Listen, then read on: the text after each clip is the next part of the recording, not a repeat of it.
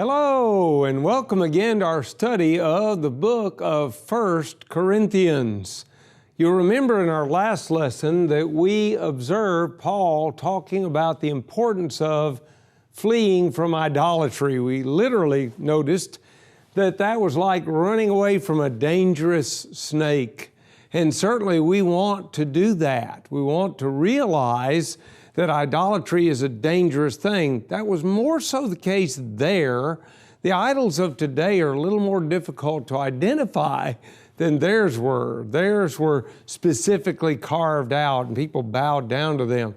Ours are more likely to be things that we might tend to worship. But Paul said, get away from that. Stay away from it. He'd already demonstrated that was a danger that was faced by those people in the wilderness, and it caused them to fall in the wilderness, and we do not want to fall. He went on then to talk about fellowship in the supper, and of course we're talking here specifically about the Lord's Supper. The fellowship that we have in the supper is with God, because God offered the body and blood of His Son. It's also with fellow members of the church, because all of us are cleansed by the same blood. All of us are a part of the same body. And knowing that, then we need to recognize this is a great partnership. It's a wonderful relationship that we have together. And Paul emphasized that. He then went on to talk about idols are nothing. Now, he did have somewhat of a little side note. Yes, idols are nothing, but we don't want to be involved in the worship of God and of demons who are not really gods at all, but we don't want to be inconsistent in our worship. But we need to realize, and they needed to realize, that idols are nothing. They're the work of men's hands, whereas man is the creation of God. And then we noticed toward the end of the chapter 10 that love sacrifices, that even though I have many freedoms, even though you have many freedoms, that we need to recognize the importance of being guided by our concern for our brethren.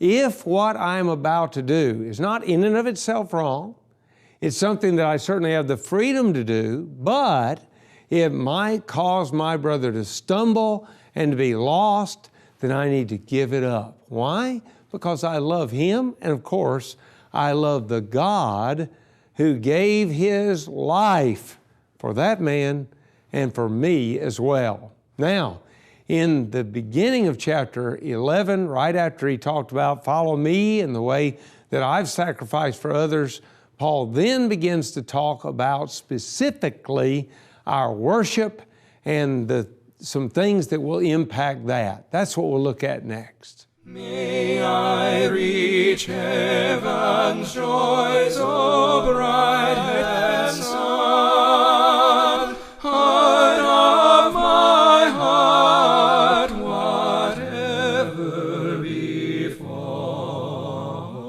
still be my vision, O ruler of all. All right, we're now at 1 Corinthians chapter 11, verse 2, where Paul writes, Now I praise you, brethren, that you remember me in all things and keep the traditions just as I delivered them to you. This word tradition is a difficult word, and the difficulty of it comes from the fact that there are two, at least, types of traditions. One type of tradition is a tradition that's handed down from generation to generation. I remember a story that somebody told years ago. Whether it was true or not, I have no idea, but it illustrates the point. There was a young bride, her husband, newlywed, wanted to be with her no matter what she was doing. He watched her while she was cooking and noticed that when she made a ham, that she cut a third of the ham off, put it on top of the other 2/3, wrapped the whole thing in foil and stuck it in the oven for so long a period of time. And he asked her the question, why do you do that? And she said, oh, I don't know. That's the way Mom always did it. That's the way I learned it. And so then she called her mother at the insistence of her husband. And her mother said, well, I don't know why we do it. That's the way my mom always did it. And so they called Grandma. And when they asked Grandma, she laughed and said, well, the reason I did it was because the pan I was going to put in the oven was too small. I had to. Well, see, there's a tradition. It's just something that's passed from generation to generation. And really, the significance of it may have been lost. But that's not what Paul's talking about here. He's talking about God's tradition. He's talking about the will of God. And if you think about it, when Paul was writing, a good portion of the revelation had already been given. There were many things that people already knew. Paul is coming along repeating what the Lord had told him. This tradition came from the Lord. Other inspired men, similarly inspired by the Holy Spirit, delivered the message from the Lord to the people. And thus we have tradition, the tradition from God. That's a good tradition. Man's tradition you can throw out sometimes. The need for it is past. The young bride's pan may have been plenty big enough for the whole ham. She didn't need to cut a third of it off and put it on top. But when we're talking about doing the will of God, then we need to listen to that will, that tradition from God as it was passed on to us by inspired men in the first century. And that's how he opens this chapter. Verse 3, he continues, but I want you to know that the head of every man is Christ, the head of woman is man, and the head of Christ is God. Now this may be important for us to look at. Let's think about the order of authority that we have here. On top, we have God, who, by the way, Jesus identifies in his walk on earth as Father. And then we have the Son, Jesus Christ, under him. Jesus, as you will remember, yielded to the Father in all that he did. In fact, in the Garden of Gethsemane, he prayed, not my will, but thine be done. Then under the Son was man. And then under man was woman. Now, we don't jump to any great conclusions yet. Don't challenge yet. Let's look at what Paul is having to say here. He's giving us an order of authority: God, the Father, the Son, man, and woman. That's the order of authority that is being laid out here. And he's going to use that as he goes forward in this chapter to explain some very important things about worship to Almighty God. And that's what we've got to constantly remember when we think about this. My yielding in any matter has been given by God, has been delivered by inspired men, is the tradition that he wanted me to hold on to. My yielding to that ultimately is yielding to the Father.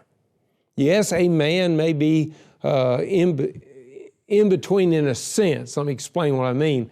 In other words, you might have a shepherd over the flock who's watching for your soul, and he might talk to you and say, it might be better if you didn't do this because, Christ said this, God said this. And so I would yield to what the shepherd said, but the shepherd is delivering the words of the chief shepherd, Jesus Christ, who delivered the words of the Father. Look at the book of John, where over and over and over again, Jesus emphasized, I didn't come to do my own will, but the will of him who sent me. He wasn't speaking his own words, but the words of the one who sent him. And on we could go. It's throughout that book, again and again and again. So when I yield to someone who is yielding to Christ, I need to realize that ultimately I'm yielding to God. And that's what Paul is setting up, as it were, in this verse, very early in this part of the discussion. So, verse 4, every man praying or prophesying having his head covered, dishonors his head. Now, we may not fully appreciate what's going on here, but in the Corinth of Paul's day, when a man covered his head, he was showing that he was yielding to the authority of someone else, that someone was above him, was over him.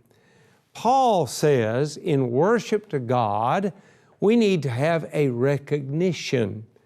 And that recognition, quite simply, is that we need to recognize that we have but one head, and that's Jesus. And I don't need to cover my head, thereby suggesting to everyone around me that I am under the authority of some man. I'm not.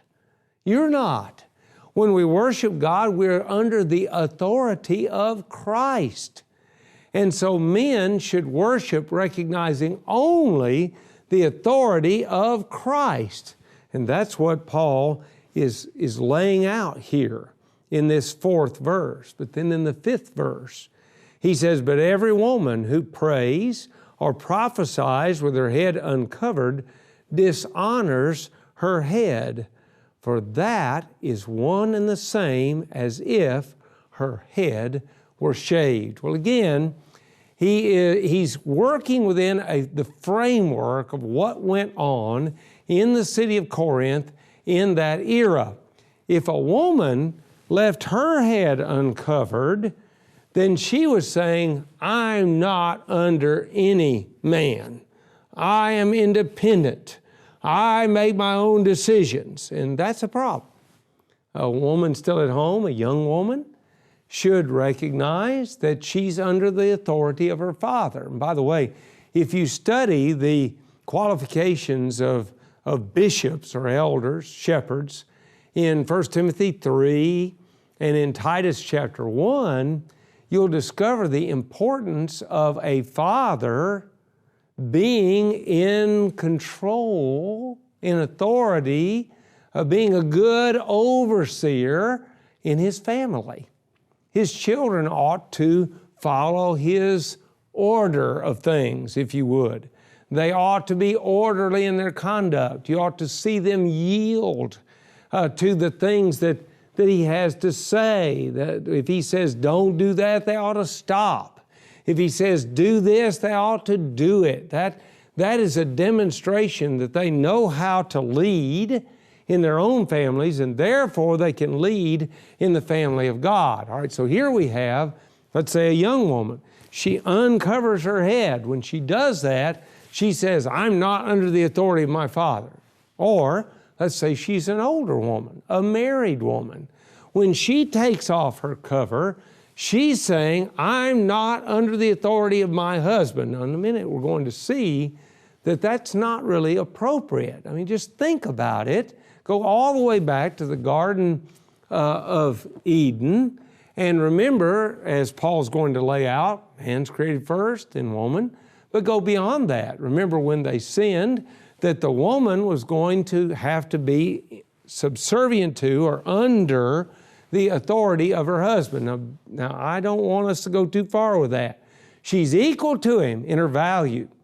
But in any situation where more than two people are working together, somebody's got to be in charge, and God put man in charge in that particular case. So, Paul says, if you're going to uncover your head, why you just, shave it? Well, again, we would say, well, that would be kind of odd. There are a few women in our era who have shaved their heads, but what does he mean by that? Well, in Corinth, a courtesan, and I'm trying to be very, very delicate and polite, let's say a prostitute, would shave her head, and that basically was a sign of the kind of lifestyle that she was living.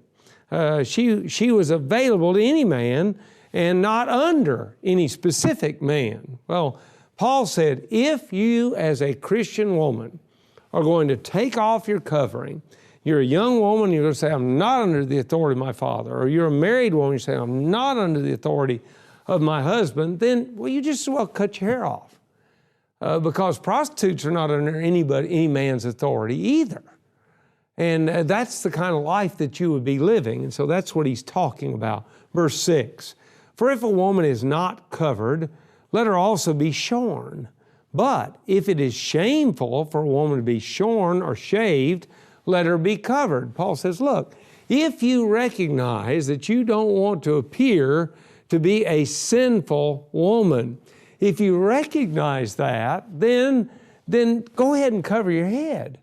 Don't just not cut your hair off, but go beyond that, cover your head, and demonstrate that you really are under a man. So then, verse 7, for a man indeed ought not to cover his head, since he is the image and glory of God, but woman is the glory of man. Now, we must understand the powerful love that God expects from a man to a woman and from a woman to a man in a marriage.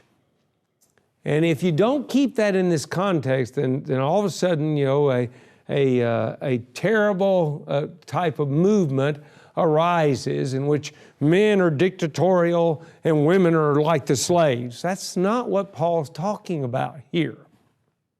When woman was created, man was alone.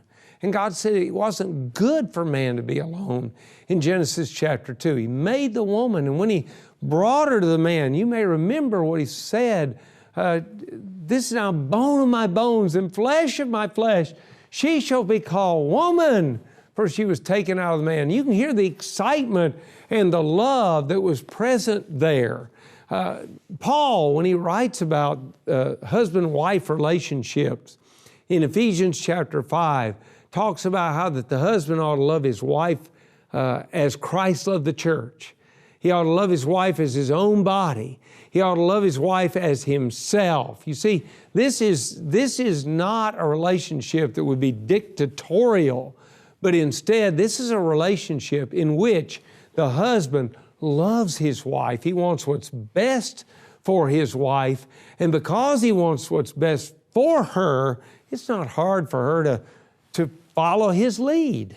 And that's what Paul is talking about here. So in worship, the man leaves his head uncovered because his only authority above him is not a man, but instead Jesus Christ, the Son of God. The woman, on the other hand, ought to keep her head covered because she is either a young woman under the authority of her father or a married woman under the authority of her loving husband. I'm going to keep emphasizing that because we must see it to really understand this chapter that we are looking at. So then he goes on in verse 8 of 1 Corinthians chapter 11, and he says, for man is not from woman, but woman from man. So here's the order of creation.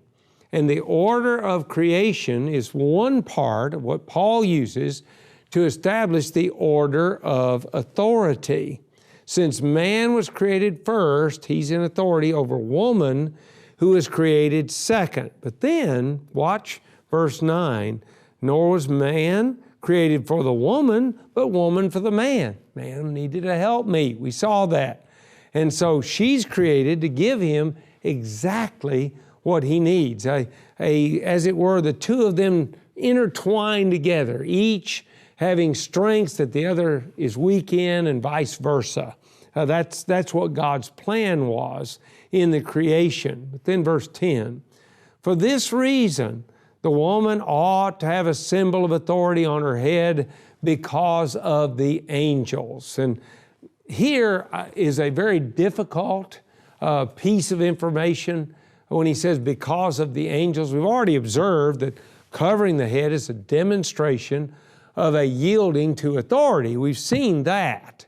But now what's this about the angels? Well, the angels continually were under the authority of God. If you read like Hebrews chapter 1, they're His ministers. They do what His bidding is, what He wants them to do. They're totally and thoroughly under His authority. So women ought to yield to their husbands and to their fathers because of the angels, because of the way the angels demonstrated their yielding to God, their submission, and the way that authority works. And that probably is what Paul is talking about here.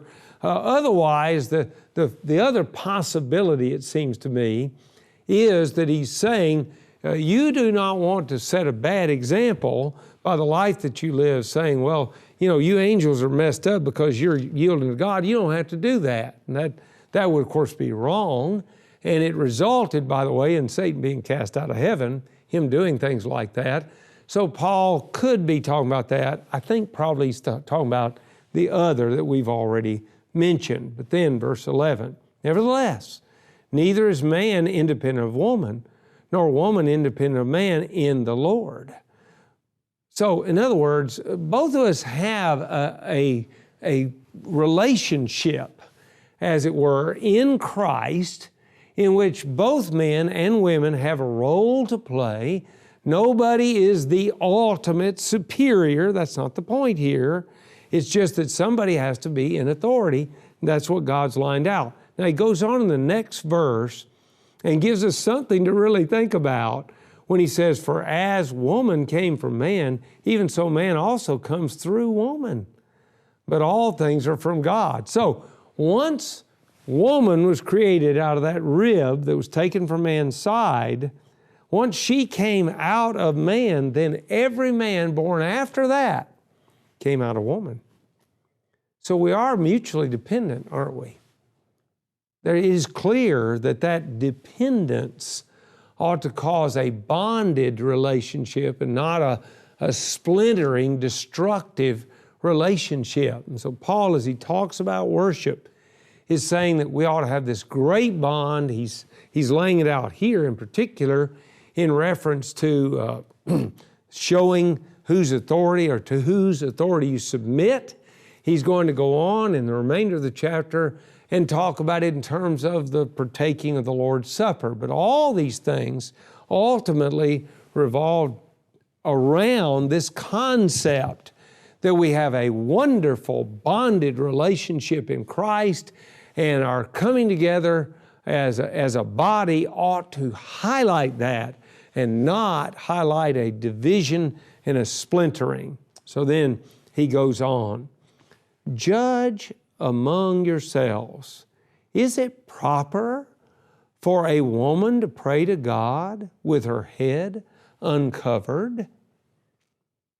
Knowing their view of authority, would it be all right for the woman to basically take off any symbol of authority and say, I'm not under any man? You see, since God said you are to be under your husband, said that in Genesis 3, he repeated it by Paul's writings in Ephesians chapter 5, since those things are the case, then is it really proper for a woman to enter into worship and as she prays to God to have an uncovered head saying, I'm not under any man, I don't care what, not just what the man says, I don't care what God says. Because that's really where it all comes to, as we've already seen. Everything was made by God. Paul's already emphasized that. And that is a part of what he's trying to help us understand here. So watch as he then goes forward. Does not even nature itself teach you that if a man has long hair, it is a dishonor to him? If you think about it, as a general rule, men have less plentiful hair than women. It's pretty straightforward. Man generally has shorter hair. And nature shows us that. We see that.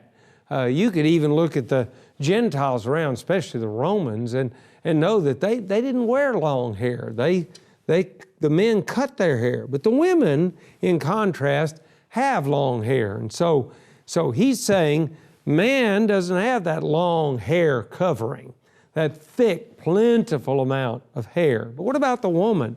Here he goes. But if a woman has long hair, it is a glory to her, for her hair is given to her for a covering. So the woman born with this more plentiful hair that she has is born, in a certain sense, demonstrating that the covering of her head is right in the sight of God. It's beautiful.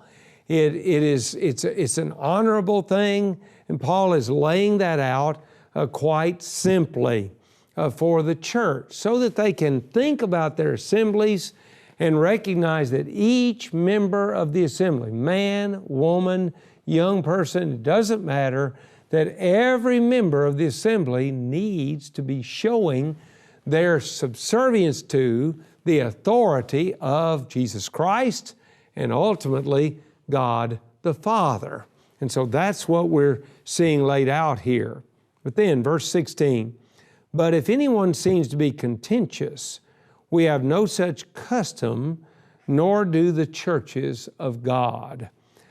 Paul is within this verse trying to help them understand, and us then in turn to understand, that churches do not exist within a bubble or within a vacuum. We live in the world.